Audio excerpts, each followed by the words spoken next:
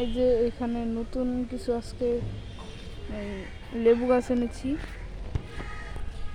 এই যে একটা, তারপরে এই গাছের মধ্যে ছোট লেবু আছে, আবার এইদিকে বড় লেবু আছে। তারপর এই হচ্ছে আগের লেবু গাছ। মুরগিগুলোকে দেখানো হয় না, অনেক দিন হয়েছে। এই যে সেই মুরগিগুলো। আর আপনারা নিশ্চয়ই জানেন আমার কোয়েল পাখিগুলো মারা গেছে।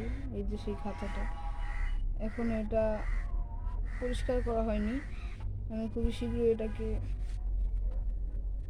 পরিষ্কার করে এটাকে রাখবো।